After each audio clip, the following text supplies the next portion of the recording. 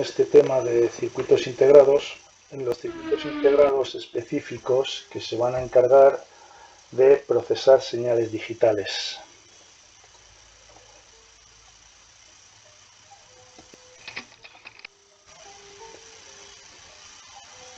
Bien, voy a empezar por lo que representa un 0 y un 1 cuando estamos tratando señales digitales, es decir, la parte física, la parte eléctrica de ese 0 y ese 1.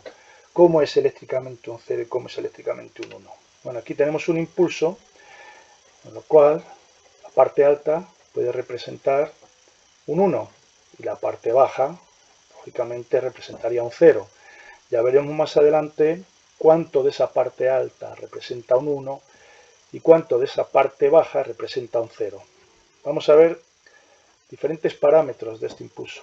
Ya lo primero que nos llama la atención es que no tiene una forma perfectamente cuadrada o una forma perfectamente rectangular como hemos estado mostrando hasta ahora, sino que tiene esta forma que vemos aquí. Vamos a ver los parámetros que lo definen. La primera, la amplitud de la señal. ¿Qué se considera como la amplitud de esa señal? Bueno, se va a considerar el voltaje máximo estable que va a tener ese impulso menos el voltaje bajo estable de ese impulso. Hablamos de voltaje alto estable porque, como se ve, el estado alto estable no se alcanza de forma inmediata, sino que va precedido por una preoscilación antes de alcanzar ese estado alto estable. Y lo mismo ocurre con el estado bajo estable. Va precedido de una, en el caso del impulso en la parte posterior, de una post-oscilación. Por lo tanto, en el impulso tenemos una preoscilación y una post-oscilación antes de alcanzar los estados estables alto y bajo. Bueno, pues la amplitud de la señal sería la diferencia entre el estado alto estable y el estado bajo estable, esa diferencia de voltaje. Vamos a ver el tiempo de subida, el rise time. El rise time se va a considerar el tiempo que va a tardar desde que el impulso adquiere el 10% del valor de la amplitud hasta que adquiere el 90% de ese valor de la amplitud. Ese tiempo, lo que se llama tiempo de subida, y se considera, por supuesto, en el flanco de subida. Para el caso del flanco de bajada, tendremos el fall time, es decir, el tiempo de bajada.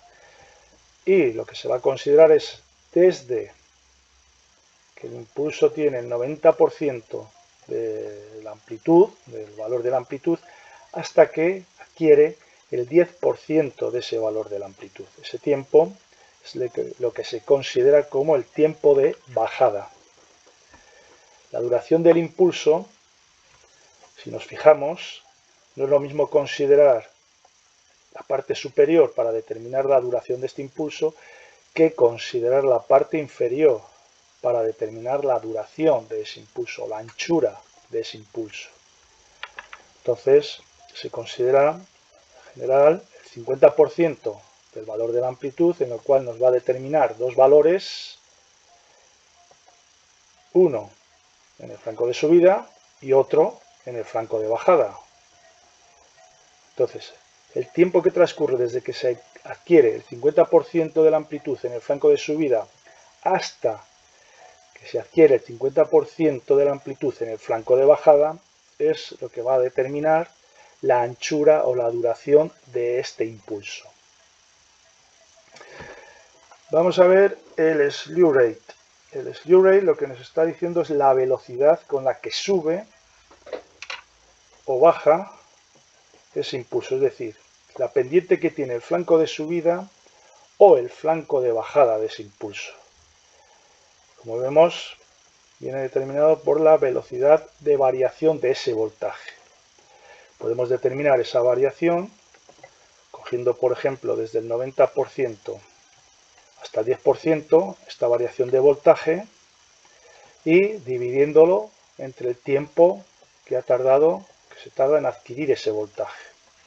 Da lo mismo considerado el 90% al 10% que del 10% al 90%. Es decir, estamos hablando en el flanco de subida, pues sabemos que una pendiente positiva Podemos determinar así cuánto es esa velocidad de variación del voltaje. Podemos hacer lo mismo para el flanco de bajada. Sabiendo que ese flanco de bajada va a tener una pendiente negativa, podríamos considerarlo como esta variación de voltaje entre el 90 y el 10% de la amplitud dividido entre el tiempo que ha tardado en pasar entre esos dos valores. En general, debido a las grandes velocidades que alcanzan estos circuitos, hablamos de voltios por microsegundos, voltios por nanosegundos, voltios por picosegundos. Vamos a ver otro parámetro que es el tiempo de retardo en la propagación. Para eso vamos a utilizar este ejemplo en el cual tenemos un impulso que aplicamos a un circuito inversor.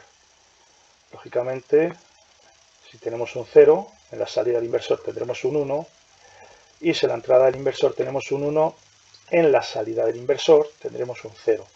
Pero como vemos, estas dos señales están desplazadas en el tiempo. Es decir, cuando la señal de entrada empieza a variar, la señal de salida del inversor no varía inmediatamente, sino que va a transcurrir un tiempo en empezar a variar, en empezar esa variación. Bueno, pues si consideramos, por ejemplo, en el flanco de subida de entrada el 50% de la amplitud y la señal de salida invertida con respecto a la de la entrada, consideramos también el 50% de la amplitud, el tiempo que transcurre entre esos dos valores, entre el 50% de la señal de entrada y el 50% de la amplitud en la señal de salida, ese tiempo es lo que va a definir el tiempo de retardo en la propagación, en este caso, para pasar del estado alto al bajo, HL. Y lo mismo nos va a ocurrir con el flanco de bajada. Vemos que en la entrada del inversor ha empezado a bajar hacia 0, sin embargo, en la salida del inversor no tiene efecto esa variación en la entrada, sino que va a tardar un tiempo. Pues lo mismo que antes, si tomamos el 50% de la amplitud, ese tiempo, 50% de la amplitud en la señal de entrada, y consideramos también ese 50% de la amplitud en la señal de salida, ese tiempo que transcurre entre esos dos valores es lo que se considera el tiempo de retardo en la propagación, en este caso para pasar de bajo a alto, low, high. Esto lo que nos va a definir va a ser la velocidad con la que van a trabajar o la velocidad de respuesta de los diferentes circuitos. Bien, vamos a ver otro parámetro que es el fan out. El fan out lo que nos viene a definir es, por ejemplo, una puerta, a cuántas puertas puede suministrar información, es decir, cuántas puertas puedo poner en paralelo a la salida de una puerta, hablando de la misma familia de integrados. Ya veremos más adelante lo que son esas familias. El fan-out está limitado a un número determinado de puertas por varias razones. Puede ser que la intensidad máxima que pueda suministrar una puerta llegue a su tope y entonces ya no podamos incorporar más puertas a la salida de ese circuito porque podemos deteriorar los transistores de salida de esa puerta. También, si hacemos un circuito equivalente de una puerta, del circuito de salida de una puerta, lo consideramos, por ejemplo, como una batería de corriente continua en serie con su resistencia interna, veremos que cuanto más cargas pongamos en ese circuito, más intensidad se va a solicitar a esa puerta. El hecho de que más intensidad se solicite a esa puerta quiere decir que más caída de tensión interna, más caída de voltaje interno va a tener en la puerta que está suministrando esa intensidad. Entonces puede darse el caso que un valor de un 1 lógico, a base de caídas cada vez mayores en la resistencia interna, se transforme en un 0 lógico, es decir, que cambie la información por sobrecargar esa puerta, por sobrecargar la salida de esa puerta. Por lo tanto, lo que nos va a decir el fan-out es el número máximo de puertas que podemos conectar a una puerta determinada. sin deteriorarla, es decir, para que trabaje en un margen seguro. Vamos a ver ahora los niveles que van a determinar ceros y unos lógicos en los circuitos físicos, en los circuitos reales. Aquí vamos a definir tres familias lógicas, tres grandes familias lógicas. Una que es TTL, que generalmente se alimenta entre 4,5 y 5,5 voltios, aunque su voltaje típico es el de 5 voltios, es decir, los circuitos integrados de la familia TTL van alimentados con 5 voltios. Tenemos otra gran familia que es la de CMOS, Complementary Metal Oxide Semiconductor. Esta de TTL es Transistor Logic. Lógica transistor, y esta son semiconductores de metal, de óxido de metal, y en este caso la C viene de complementario. Veremos esto un poquito más adelante. Bueno, y la otra gran familia es la de bajo voltaje, low voltage. Bien, los niveles que van a determinar los ceros y los unos lógicos en cada familia son los que tenemos aquí. La familia TTL va a interpretar como un 1 lógico en su entrada cualquier valor de voltaje que esté entre 2 y esos 5 voltios a los que está alimentado el integrado. Todo eso para ese circuito va a ser un 1 lógico, para ese circuito correspondiente a esta familia TTL. Y va a interpretar en su entrada como 0 lógico todo el voltaje que sea 0,8 voltios o menos. En cuanto a la salida, la familia TTL va a dar su salida un valor por encima de 2,4 voltios para dar un 1 lógico. Y para dar un 0 lógico, esta familia de integrados va a dar como máximo 0,5 voltios. Entonces, lógicamente, todos los componentes que sean de la misma familia se pueden interconectar entre ellos, como no podía ser de otra manera. Siempre que el integrado, un 1 lo va a dar por encima de 2,4 voltios, y ese mismo integrado de esa misma familia va a interpretar el 1 por encima de 2 voltios, pues lógicamente no va a tener ningún problema de compatibilidad de entradas. Y lo mismo ocurre con las salidas.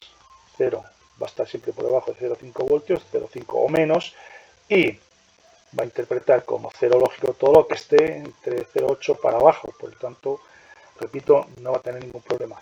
Lo mismo que va a ocurrir con las otras familias en este sentido. Bien, para la familia de bajo voltaje, la alimentación viene o suele estar entre 3 y 3,6 voltios. Lo típico es que sean 3,3 voltios. Hay otras alimentaciones también dentro de esta familia, pero lo típico es suele ser 3,3 voltios. Como vemos, los niveles para el que va a considerar el estado alto y estado bajo en la entrada son muy parecidos a los de la familia TTL general. La única diferencia que vemos es que va a tener 0,4 voltios como máximo para dar un 0 en la salida de estas puertas. Por lo demás, todos los niveles de entrada y salida coinciden, exceptuando el que acabo de indicar. Para la familia CMOS, lo que tenemos es una alimentación típica de 5 voltios, lo mismo que la TTL. Y como vemos, esta familia CMOS va a interpretar un 1 lógico, cualquier voltaje que se le aplique a su entrada que sea superior a los 3,85 voltios. Y va a interpretar como 0 lógico cualquier voltaje que sea menor o igual a 1,35 voltios. Y para la salida, estos circuitos van a entregar, para indicar un 1 lógico, 4,9 voltios, es prácticamente la tensión de alimentación, 4,9 voltios para arriba. Y cuando quiera dar un 0 lógico, lo que va a dar es 0,1 voltio o menos. Bien, estas familias se pueden interconectar entre ellas. Bueno, en principio, como vemos, la de bajo voltaje no se podría interconectar con ninguna de las otras dos debido ya a su alimentación. Estas dos, 5 voltios, y esta a 3,3 voltios. Pero en cuanto a los niveles lógicos, de entrada y salida, podríamos hablar de los niveles de TTL y los niveles CMOS.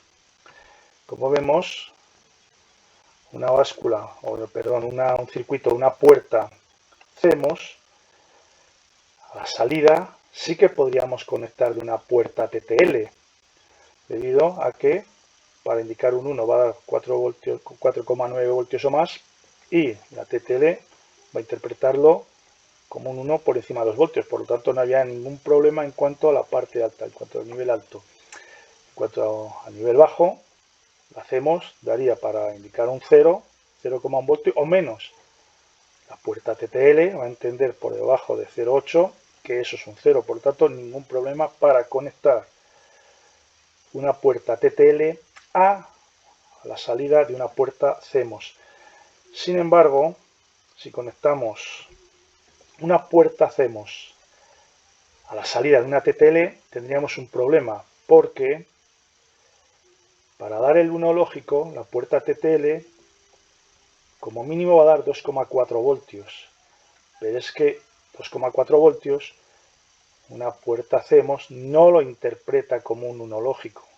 Ni 2,4, ni 2,5, ni 2,6. Es decir, no interpretaría un 1 lógico hasta que no se le diera como mínimo 3,85 voltios. Por lo tanto, tenemos aquí un tramo en el cual, si la puerta TTL está entregando un 1 por debajo de 3,85 voltios, la puerta CMOS no se podría conectar, o sea, no entendería que eso es un 1, por lo tanto no podríamos conectar una puerta CMOS a una puerta TTL.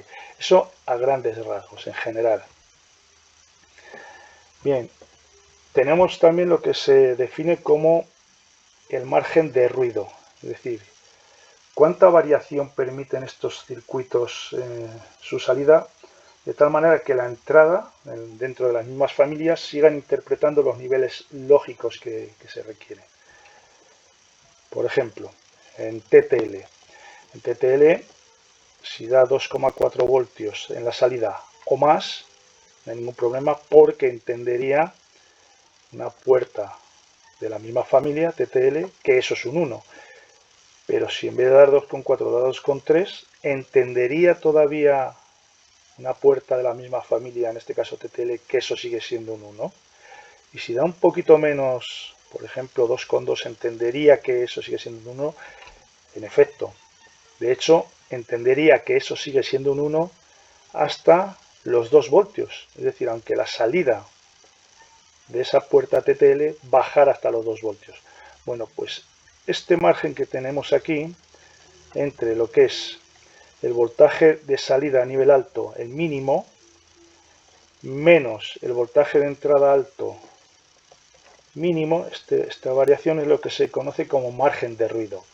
Es decir, podría permitirse, en este caso para los TTLs, 0,4 voltios de ruido, y sin embargo seguiría entendiendo esa puerta que ese nivel es un 1.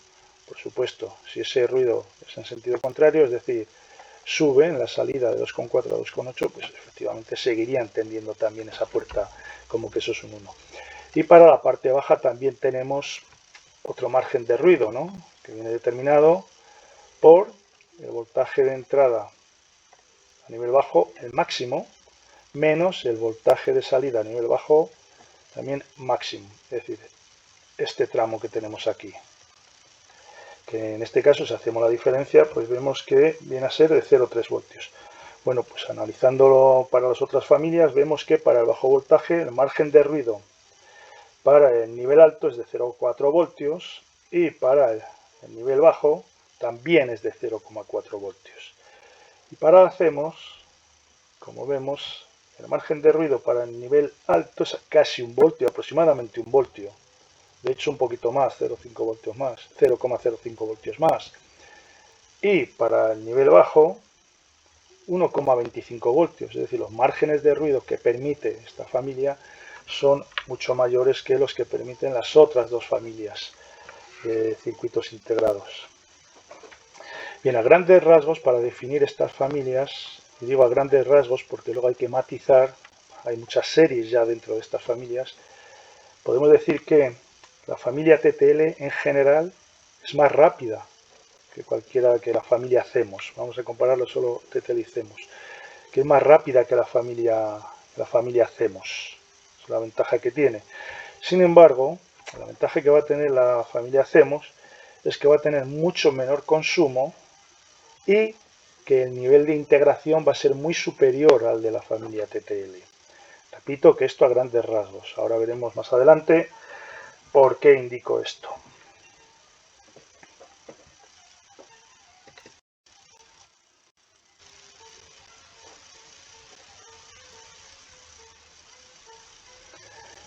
Bien, aquí como vemos, tenemos ya dentro de las familias TTL, de la familia CEMOS y la familia de bajo voltaje, tenemos un conjunto de series. Ya no es tan rígido de que solamente hay 3 familias y no se puede salir de ese encasillamiento, no. Aquí dentro de esas familias tenemos diferentes series. Entonces, cuando se habla de que la familia TTL es más rápido, hay que tener en cuenta que puede haber series de la familia CEMOS que sean más rápidas que algunas series de la familia TTL. O al contrario, que cuando hablamos de menos consumo puede haber series dentro de la familia TTL que consuman menos que alguna serie dentro de la familia CEMOS. Entonces, por eso decía que hay que tener cuidado y tomar esas propiedades de TTL más rápidas y CEMOS menos consumo y mayor nivel de integración a grandes rasgos, o sea, de forma general, de forma no sin particularizar luego en series, de una manera de definir de forma rápida una u otra familia. Bien, tenemos estas series, van a aparecer en la nomenclatura de los circuitos integrados. Los circuitos integrados digitales van a tener más o menos esta configuración que tenemos aquí a la hora de definirlos, a la hora de identificarlos. Tenemos una parte que va a indicar el fabricante de ese circuito. Ojo que estas iniciales no indican concretamente un fabricante, sino que cada fabricante tiene su forma de referirse a sus integrados. Entonces, según esa forma, ya podemos identificar a qué fabricante se refiere. Luego tenemos un número que es el 74. El 74 nos va a definir que estamos ante un circuito que va a trabajar con señales digitales, para diferenciarlo de un circuito que va a trabajar con señales analógicas. Entonces el 74 ya me está indicando que es un circuito integrado digital. El 74 en concreto me va a decir que va a tener un rango de esa serie 74, va a trabajar en un rango de temperatura entre 0 y 70 grados o 0 a 80 grados. Tenemos también otra serie que es la serie 54, que también trabaja con circuitos digitales, que identifica circuitos digitales. Pero esa serie es la conocida como serie militar y la diferencia básica está en el rango de temperatura de trabajo.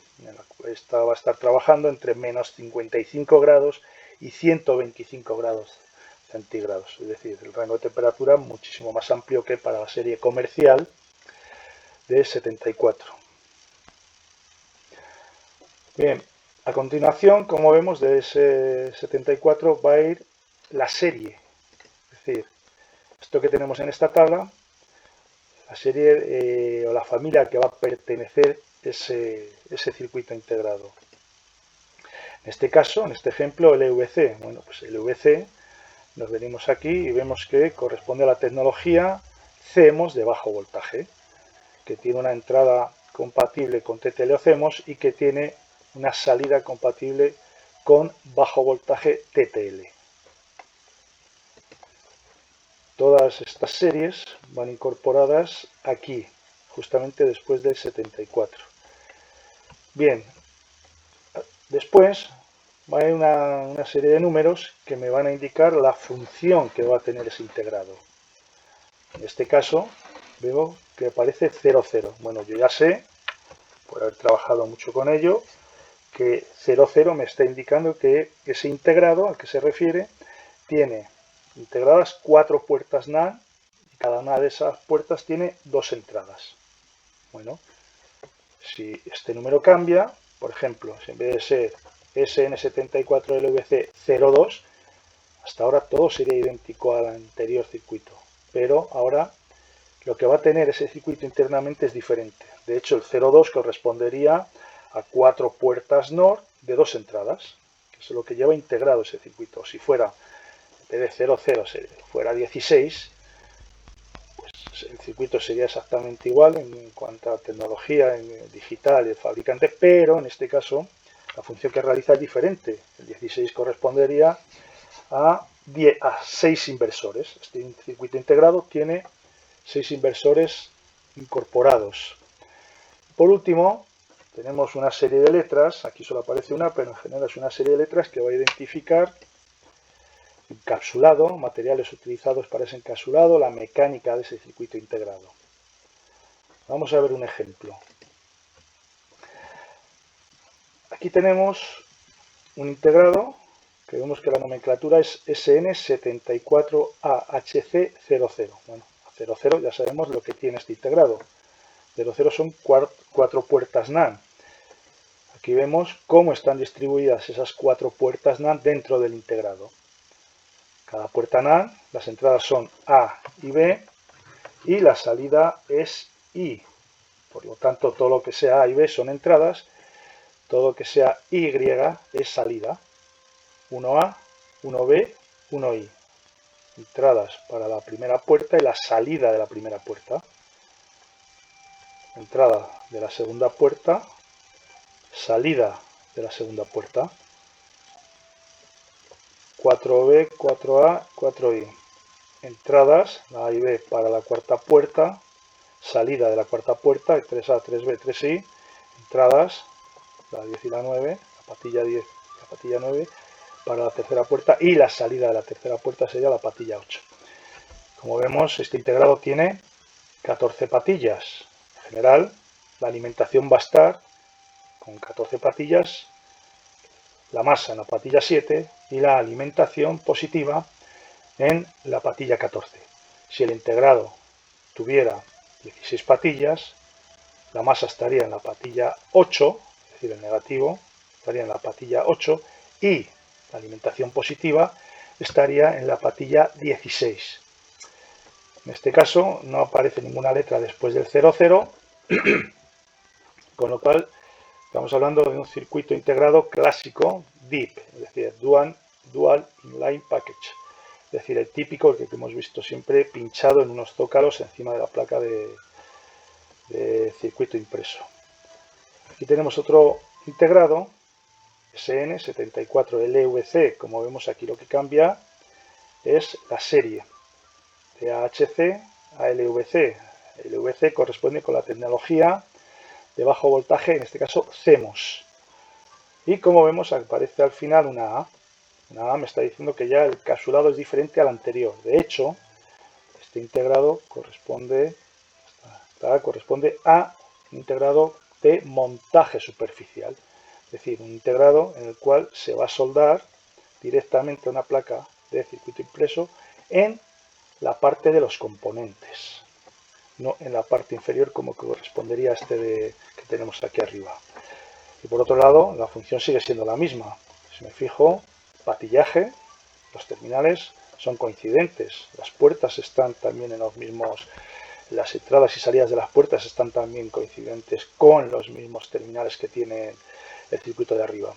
Lo único que cambia en este caso, como hemos visto, es la tecnología con la que está fabricado, la familia a la que pertenece, y el encapsulado, en este caso, es SMD.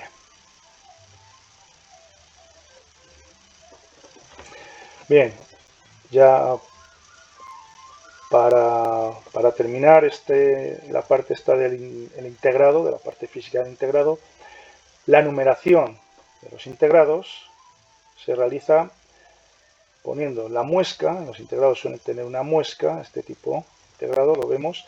Bueno, si ponemos la muesca en la parte superior, para hacer el cómputo, el conteo de los terminales, de los pines que tiene ese integrado, ponemos la muesca en la parte superior y contamos en sentido antihorario. El 1 sería el de la parte izquierda y el último terminal sería el de la parte derecha. Eso siempre que estemos trabajando con este tipo de circuitos.